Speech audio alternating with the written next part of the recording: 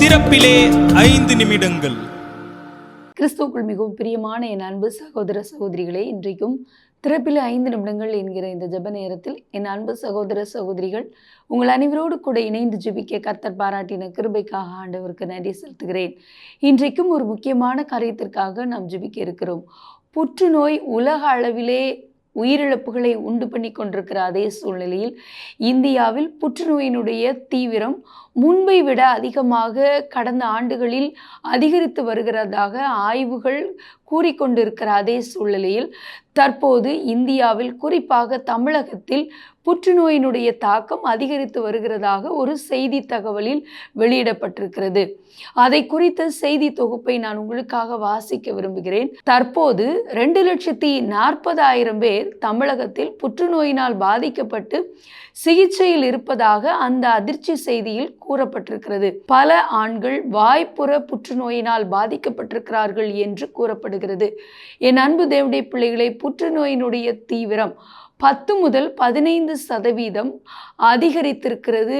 எப்படி என்று பார்ப்போமே ஆனால், மரபணு மாற்றத்தின் நிமித்தமாக பரம்பரையாக அது தொன்று தொட்டு வரும் என்கிற சூழ்நிலையிலே 10 முதல் 15% அவ்வாறு வருவதற்கு வாய்ப்பு இருப்பதாக கூறப்படுகிறது. 10 முதல் 15% பேர் மரபணு மாற்றத்தின் நிமித்தமாக உண்டாகிற இந்த பாதிப்பினாலே, புற்றுநோயினாலே பாதிக்கப்படுகிறதுனாலே குடும்பத்திலே இருவர் அவ்வாறாக பாதிக்கப்படும் என்று கூறப்படுகிறது. ஆகவே இப்படிப்பட்டவர்களுக்கு மருத்துவ சோதனையும் இதை குறித்த விழிப்புணர்வையும் கொடுத்து ஆரம்ப காலங்களில் கண்டறியப்படும் பொழுது இதற்கான மருத்துவ சிகிச்சைகள் பலனளிக்கலாம் என்றும் கூறப்படுகிறது. சமீப காலங்களாக இப்படிப்பட்ட நோயினுடைய கூறுகள் அழிக்கப்படுவதற்காக, குறைக்கப்படுவதற்காக அதிகப்படியான முயற்சியை நம்முடைய மருத்துவத்துறை எடுத்து வருகிறது. ஆகவே வரும் நாட்களிலே இன்னும் இது குறைக்கப்பட கர்த்தர் கிருபை செய்வார்.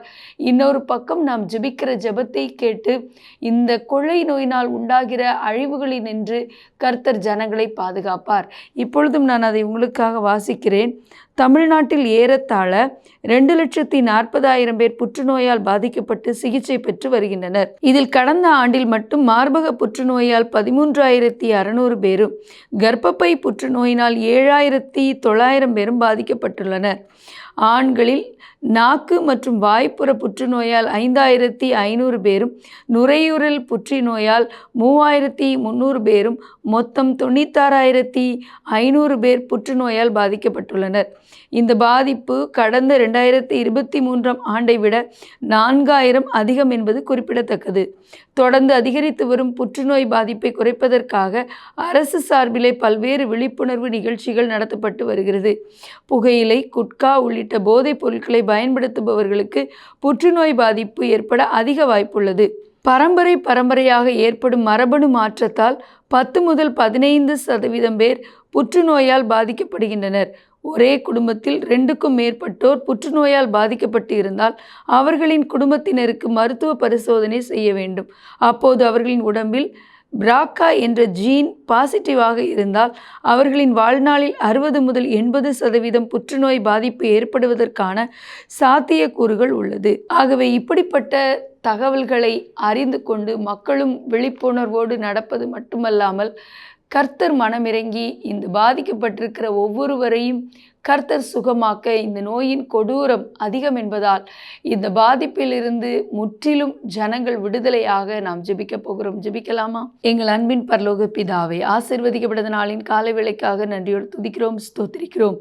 எங்களுடைய தேசத்திலே அதிகரித்து வருகிற புற்றுநோயினுடைய தாக்கம் குறைக்கப்பட நாங்கள் ஜெபிக்கிறோம். ஆண்டவரே, குறிப்பாக தமிழகத்தில் அதிகரித்து வருகிற புற்றுநோயினுடைய பாதிப்பு குறைக்கப்பட உடைய இரக்கத்திற்காக மன்றாடி ஜெபிக்கிறோம். இந்த நோயினுடைய வேதனை, அதனுடைய கொடூரம் எவ்வளவு அதிகமாக இருக்கும் என்பதை நாங்கள் அறிந்திருக்கிறோம். சுவாமி, நீர்தாமே மனமிறங்கி இந்த நோயினுடைய தாக்கம் குறைக்கப்பட ஆண்டவரே, வரும் நாட்களிலே ஆண்டவரே, கடந்த ஆண்டுகளை காட்டிலும் இப்பொழுது அதிகரித்து வருகிறது என்று சொல்லப்படுகிற இந்த புற்றுநோய் முற்றிலும் குறைக்கப்பட்டு ஜனங்கள் ஒவ்வொருவரும், பாதிக்கப்பட்டிருக்கிற ஒவ்வொரு ஒவ்வொருவரும் சுகமடைய ஜெபிக்கிறோம். தமிழகத்தில் 2,40,000 பேர் மருத்துவமனையில் இந்த நோயினால் பாதிக்கப்பட்டு சிகிச்சையில் இருக்கிறார்கள் அப்பா. அவர்கள் ஒவ்வொருவரும் சுகமடைய விடுதலை பெற ஜெபிக்கிறோம். ஆண்டவர் இந்த நோயின் மூலக்கூறுகள் அழிக்கப்பட ஜெபிக்கிறோம். ஆண்டவர் இவ்வளோ ஒரு வேதனையை கொடுக்கக்கூடிய இந்த நோய் ஆண்டவரை இனி மற்றவர்களுக்கு ஆண்டவரை இந்த நோயினாலே ஆண்டவரே தகப்பனை பாதிப்பு உண்டாக்காமல் இருக்க மரபணு நிமித்தமாக தொன்று தொட்டு வருகிற இந்த பரம்பரை நோயினுடைய தாக்கம் முற்றிலும் கட்டுக்குள்ளே கொண்டு வரப்பட நாங்கள் ஜெபிக்கிறோம் அப்பா. மனமிறங்கி அற்புதத்தை செய்திருங்க சுவாமி. ஆண்டவரே தகப்பனே, இந்த நோயின் தாக்கத்தை கூட ஆரம்பத்திலே கண்டறிந்தால் அதற்கு ஏற்ற சிகிச்சை எடுக்க முடியும் என்று சொல்லப்படுகிற மருத்துவ கூறுகளுக்காகவும் ஆண்டவரே நாங்கள் உமக்கு நன்றி செலுத்துகிறோம். ஆண்டவரே இதற்கு கூட நல்ல விழிப்புணர்வை ஜனங்களுக்குள்ளே கொடுத்து ஆண்டவரே பாதிக்கப்பட்டிருக்கிற ஒவ்வொருவரும் தேவையான சிகிச்சைகளையும் பெற்றுக்கொள்ள ஆண்டவரே மருத்துவர்கள் கொடுக்கிற சிகிச்சையிலும் ஆண்டவரே பரிபூர்ண சுகத்தை ஆண்டவரே ஜனங்களுக்கு கொடுத்து நீங்க பரிபூர்ண ஆண்டவரை விடுதலையை கட்டளையிட வேண்டும் என்று ஜெபிக்கிறேன். எங்களோடு ஜெபத்தில் இணைந்திருக்கிற அன்பு சகோதர சகோதரர்கள் ஒவ்வொருவரையும் தனிப்பட்ட வாழ்க்கையில் குடும்பத்தில் ஆசீர்வதித்து மேன்மைப்படுத்துங்க இயேசுவின் நாமத்தில் பிதாவே, ஆமேன். தொடர்ந்து ஜெபியுங்கள். கர்த்தர் தாமே உங்களை ஆசீர்வதிப்பாராக. ஆமேன்.